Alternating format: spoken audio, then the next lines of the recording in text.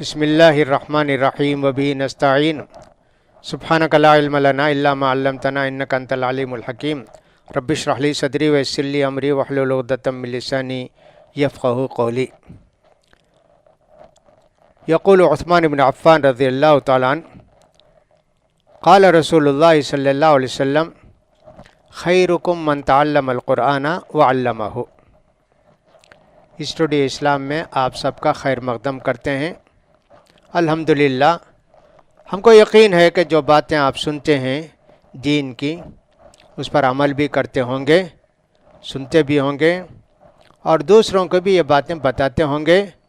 इसलिए कि हम इसी कुछ कोशिश करते हैं कि हमारी ज़िंदगी अमली ज़िंदगी हो जाए, बेअमली की ज़िंदगी ख़त्म हो जाए, हम सब दीन के पाबंद हो जाएं। छोटी बड़ी जो भी बात हो वह हम दीन की करें और जिनसे रोका है शरीयत ने उनसे रुक जाएं। हम कुरान के हुकूक़ बयान कर रहे थे कि साहब हुकूक़ की अदायगी बहुत बड़ी चीज़ है। अल्लाह ने कहा इन्ना अरज़ना लमानता अला समावाति वल अर्दि वल जिबाली फ़अबैना यहमिलनहा व अशफ़क़ना मिन्हा व हमलल इंसान इन्नहु काना ज़लूमन जहूला। हमने दीन को पेश किया, दीन पर अमल करो तुम्हारे लिए जन्नत, और दीन के ख़िलाफ़ करोगे तुम्हारे लिए जहन्नम। किसको बोला? अल्लाह। आसमानों से को बोला, पहाड़ों को बोला, ज़मीन को बोला। अल्लाह अकबर। सबने कहा नहीं अल्लाह, हम इसको उठा नहीं सकते, हम इसको अदा नहीं कर सकते, इसका हक़ अदा नहीं कर सकते। इंसान उठा लिया, जिम्मेदारी कबूल कर लिया, हक़ अदा नहीं करता है, अब उसकी वजह से जहन्नम को भी जाता है इंसान। तो हुकूक़ की अदायगी इस्लाम के अंदर बहुत अहमियत रखती है। तो हर चीज़ का हक़ है, अल्लाह का हक़ है, कुरान का हक़ है, रसूलों का हक़ है, ऐसे बहुत सारी चीज़ों का हक़ है।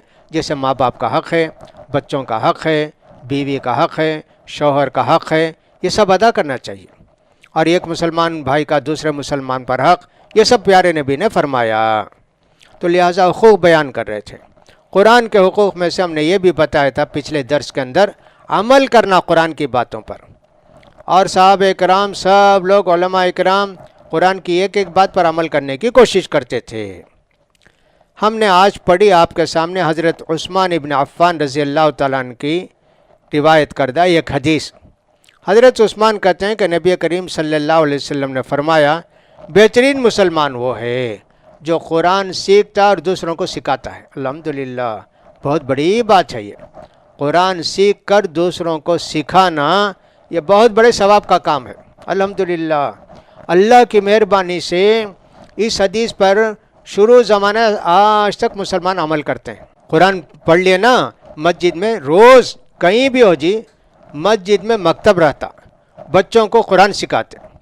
सब कुरान पढ़ना ये किसी कौम के अंदर नहीं है दुनिया में। हालांकि हमसे बहुत ज़्यादा तहज़ीब याफ्ता हैं, बहुत ज़्यादा तहज़ीब, उनकी तहज़ीब, उनका कल्चर, हमारी तहज़ीब थोड़ी हो। वो बहुत ज़्यादा महज़ब समझते हैं, बहुत बड़े मालदार हैं, उनके पास वसाइल हैं, सब हैं, लेकिन कोई भी ऐसा नहीं पढ़ाता जी। जैसे मुसलमान बच्चों को मस्जिद में कुरान पढ़ाते हैं ना, ये कोई नहीं करता, ये सिर्फ मुसलमान करते हैं, इसके अलावा कोई करता ही नहीं और कर भी नहीं सकता। हमारा चैलेंज है कि साहब रोज़ाना कहें आओ जी, हमको तो रोज़ाना मंदिर को आओ, तिरुकुलर पढ़ के सुनाते हैं, देखो कौन आता है। आएंगे 100, दूसरे दिन 10 हो जाएंगे, तीसरे दिन 1 रहेगा। हमारे यहाँ वैसे नहीं है भाई। अल्लाह की मेहरबानी से मुसलमान माँ बाप के दिल में भी कुरान का एहतराम है, इसलिए बच्चों को सवेरे या फिर मगरिब के बाद मस्जिद को भेज के कुरान पढ़ाते हैं। तो लिहाजा ये बहुत बड़ी बात है और अल्लाह के प्यारे रसूल ने जो बताया, अल्हम्दुलिल्लाह मुसलमान आज तक उस पर अमल करते हैं। हम कुरान पढ़ते हैं तो अल्लाह के लिए पढ़ना चाहिए, ये नहीं कि लोग फ़ीस देंगे, पैसा देंगे, इसके लिए नहीं होना चाहिए। दुनिया कमाने का ज़रिया नहीं बना लेना कुरान को। जैसे कि आम तौर पर रमज़ान में करते हैं ना, भाई आप रमज़ान में तरावी पढ़ाते हैं, अल्हम्दुलिल्लाह, बड़ी खुशी की बात है। मुसल्ली हजरात या मस्जिद वाले खुश होकर आपको कुछ इनाम देते हैं, अल्हम्दुलिल्लाह। लेकिन आप अगर तय करते हैं 5,000 दे तो आता हूँ, 6,000 दे तो आता हूँ, 10,000 दे तो आता हूँ, हाँ, आपने कुरान को दुनिया कमाने का ज़रिया बना लिया, ये बदतरीन कमाई है। اس کمائی میں کوئی برکت نہیں ہوگی، نقصان ہوں گے۔ لہٰذا قرآن کبھی بیچنا نہیں چاہیے پڑھ کر کہ صاحب میں پڑھتا ہوں مجھے چندہ دیجئے، مجھے پیسہ دیجئے، ایسا کبھی نہیں ہونا چاہیے۔ اللہ کی رضامندی کے لیے پڑھو، پھر ملتا ہے کچھ تو الحمدللہ کوئی بات نہیں۔ حضرت ابو سعید خدری گئے، ایک آدمی کو بچھو سانپ کاٹ دیا تھا، کچھ بھی تکلیف تھی، جا کے سورہ فاتحہ پڑھ پڑھ کر تھوکتے تھے، اچھا ہو گیا۔ ان لوگوں نے 40 بکریاں دیں، حضرت ابو سعید خدری لے لیے۔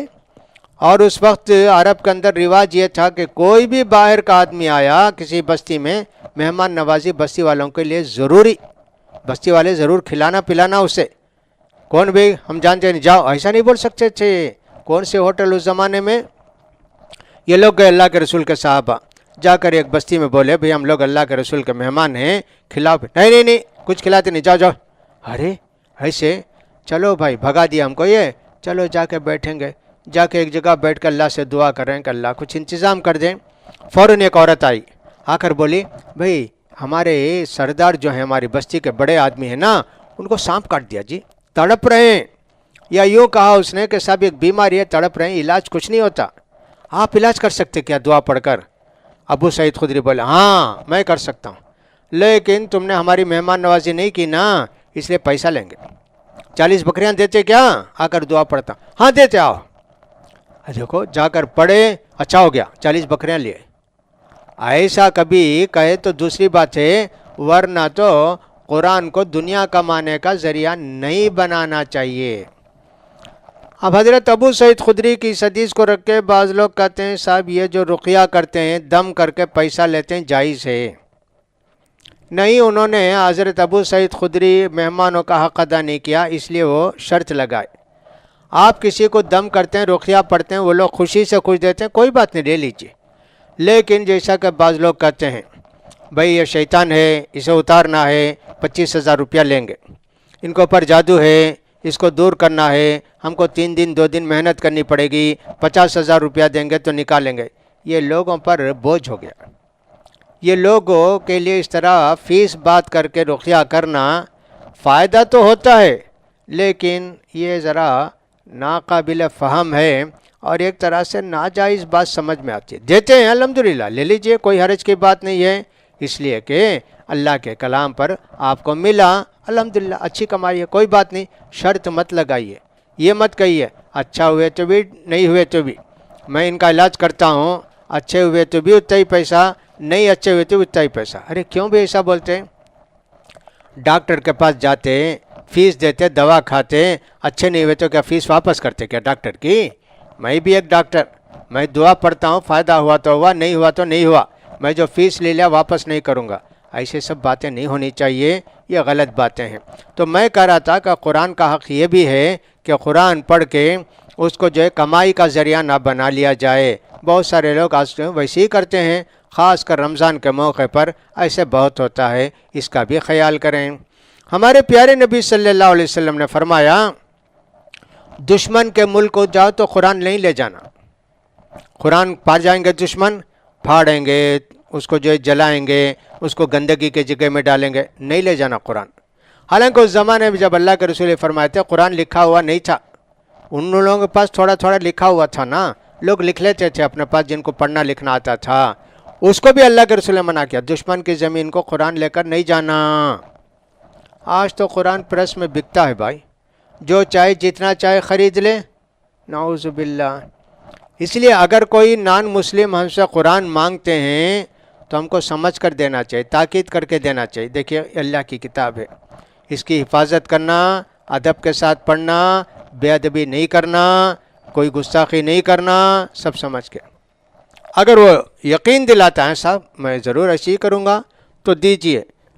اگر آپ کو معلوم ہے کہ یہ آدمی دیندار نہیں ہے، اچھا آدمی نہیں ہے، دیندار کا مطلب یہ کہ صاحب اخلاق والا نہیں ہے، ابھی تو مسلمان نہیں ہوا نا وہ، تو اس آدمی کو مت دیجئے، مانگتا ہے صاحب نہیں دیں گے، نہیں دیں گے، نہیں صاحب لو، ہم کو معلوم ہے کہ صاحب اس سے پہلے بھی قرآن لے کے پھاڑا، اس سے پہلے بھی قرآن لے کے جلایا، تو کیوں دیں گے جی ویسے آدمی کو؟ تو اللہ کے رسول فرماتے ہیں کہ دشمنوں کے ملک کو جاؤ، قرآن لے کر نہیں جانا، قرآن اگر پا جائیں گے دشمن تو قرآن کی بے عزتی کریں گے، اس لیے اس کا خیال رکھو۔ تو ہم کو اس کا بھی چاہیے کہ صاحب کریں۔